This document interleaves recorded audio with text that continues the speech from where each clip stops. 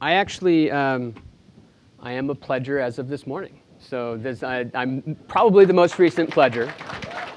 And you might ask like why it took so long, right? It's been very, very easy in order to do this. And it is largely because my partner, my wife, Jessie, and myself, and my business partner, Will, we're pedantic physicists. And we've been thinking about wealth for a long time and wanting to be very, very intentional about it. Not just a bit of a pledge around some for philanthropic giving, but actually what we're doing day to day to day as we actually are doing big things in society. And I'll come back to that in a bit. My remarks today, I'm going to talk a little bit about Planet, give a little overview for you guys, and follow on from Will, my co-founder who was here last year, who talked about Planet. And then I want to jump into some theories of change that I have around purpose-driven companies. Then I'll end a little bit more, again, about Jessie, Will, and I, and what we're thinking about doing for living intentionally. So Will, as I mentioned, was here last year, giving an overview of Planet. And what we do at Planet is we've been in the space community for all of our career, all of our adult life, working at NASA together, and we left about 6 years ago, recognizing the convergence of a variety of technologies to allow for us to build satellites very differently, orders and orders of magnitude cheaper, that then allows for you to build many of them and come up with a new mission. And we decided to come up with an Earth imaging mission, which means that in order to actually put about 100 satellites in space to image the whole world every day. And that was actually at the core of the company. When we started the company in our garage, was a big mission, something that we couldn't do by ourselves, a North Star for our team and for our company to achieve something that we think is absolutely necessary. Because the effect of this is to actually responsibly enable a transparent planet. So our mission that we started with was to image the whole world every day and to make global change visible, accessible, and actionable. This is an animation which shows what about 100 satellites do in space in order to image the whole world every day. You're creating a virtual line scanner for the planet.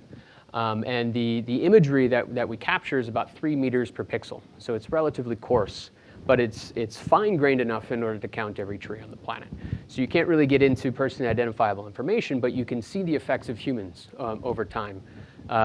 Cities that are actually growing. And economic input, stocks and flows across agriculture and the energy sector. And I'm happy to say that last year, so this is a bit of an update from Will's talk. Last year we completed what we considered Mission 1, with launching about 150 satellites across two different launch vehicles. And with that, we right now are imaging the whole world every day. Also last year, we brought into the Planet family Skybox, which are larger satellites, so they see down to about 80 centimeters per pixel.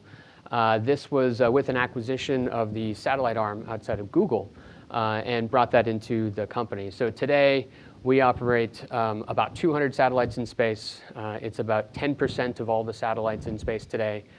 We operate the largest constellation of satellites in history. And all of this has been done over the last six years.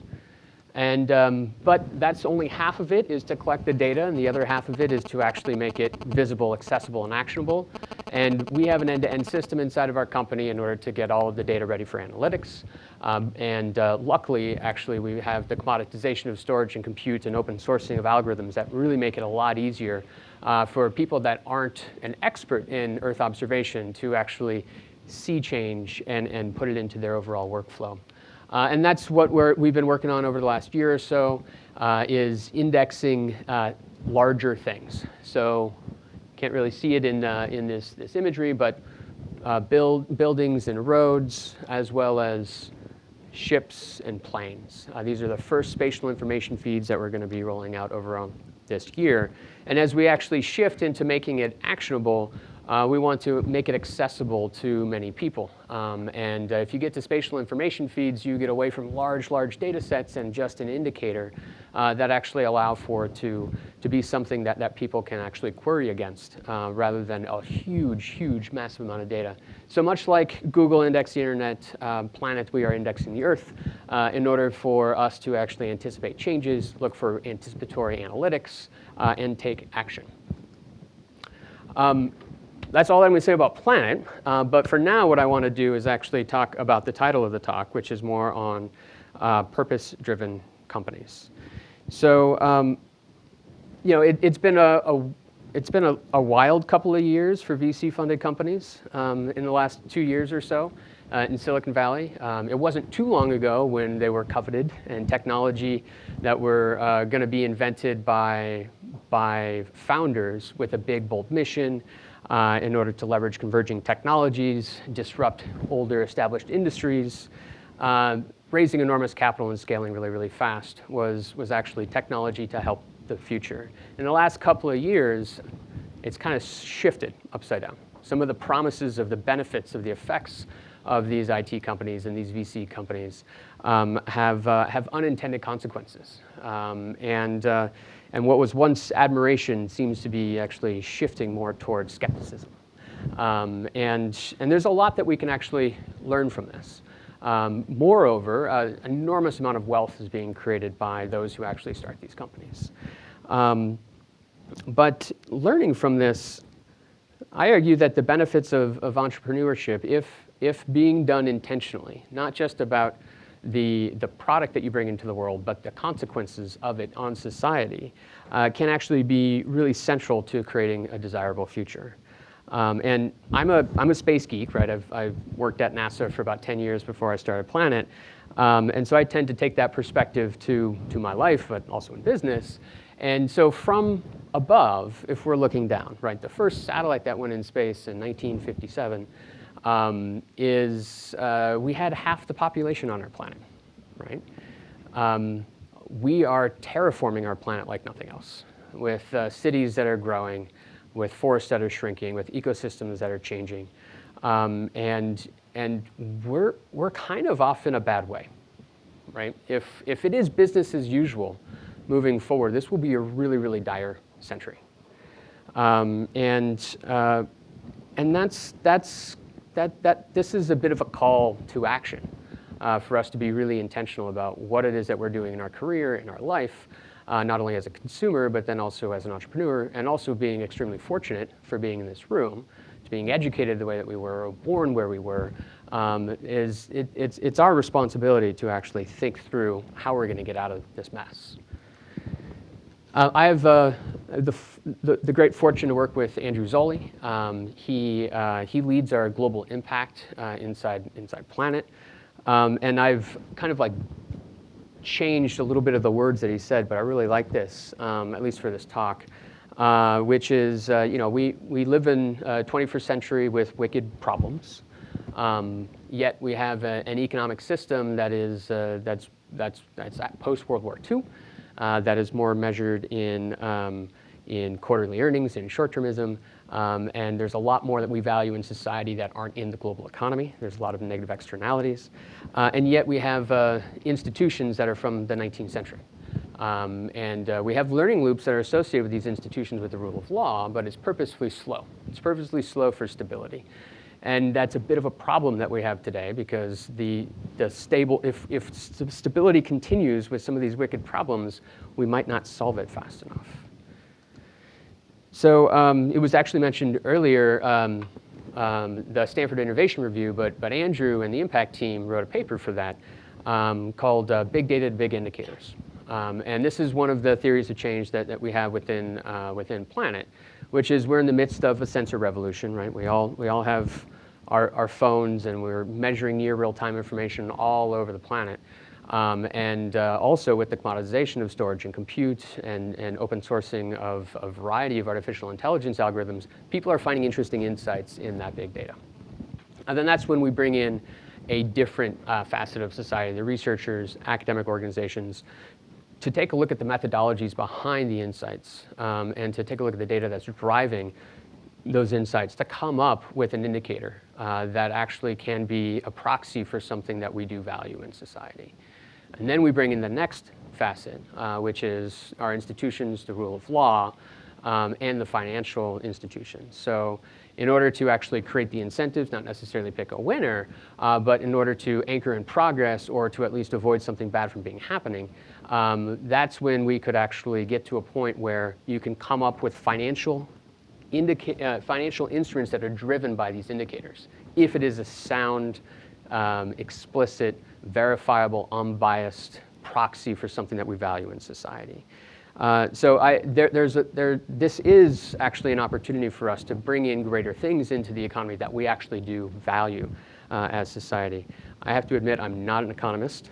I am a physicist, but this is an overall framework of thinking through how different elements of us all work together in order for us to actually get to a point where we can live sustainably. So the SDGs, right? We've heard that a number of times before. Luckily, the global community convened by the UN have come up with ways of articulating the wicked challenges that we have in society. And with that, and there are also about 200 indicators behind them that actually drive these things in order to come up with a measuring, reporting, and verification system to measure our progress against that. But this is where we all come in. And I don't think that we can make tremendous progress addressing these goals without disruptive approaches. I look forward to reading the EC article. I haven't really seen that, but it's largely on the order of the same kind of mental model and framework of thinking through how we find leverage points within these wicked problems and change the behavior of the system. And I believe that intentional companies can do this. Purpose-driven companies that have a mission at the core of their organization. It's not only good for society, but it also is, people want to work for you, right? Customer loyalty will be there if you wrap a business model around your mission, around your theory of change. Your brand is super authentic, and even the regulators are going to give you the benefit of the doubt as you're actually working through and creating new markets and new approaches to doing these things. Moreover, I think that with purpose-driven companies thinking through the effects of their product on society, both intended and hopefully unintended, thinking through a few moves out, and we're able to measure them and bring more things into the global economy, these companies will become the most valuable companies on the planet.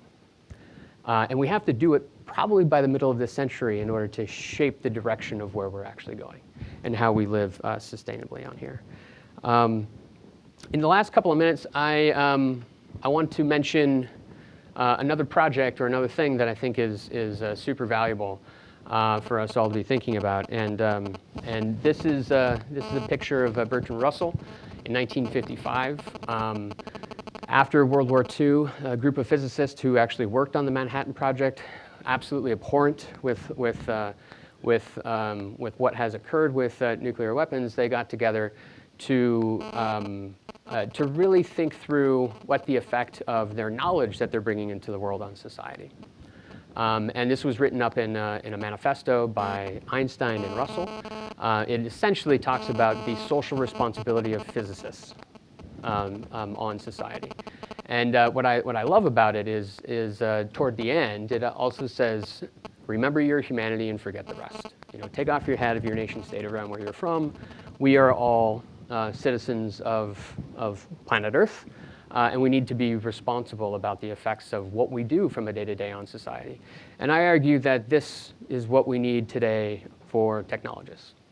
With the rise of artificial intelligence and its disruptiveness to a variety of institutions on the planet, is something that we really need to have much deeper, intentional processes in place and hold technologists and entrepreneurs accountable for the effect of their product on society.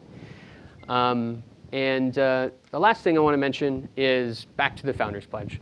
So we have this is a picture of Homer's Odyssey, and as a side project that Will, Jesse, and I, and now with the Founders Pledge and David, is we're taking a look at what the next step is beyond the initial pledge, which is not just when you have a liquidity event in order to give back, but is how can you actually design the incentives for you to live intentionally now with your wealth and with your life. And almost flip it around. Find out how much money you actually need for your family and for yourself to live productively, and all the rest of it goes away to your theory of change. And so hopefully this is something that we're going to be working much more deeply on over the coming months, and roll it out also as a framework for other people to also get involved. So thank you very much.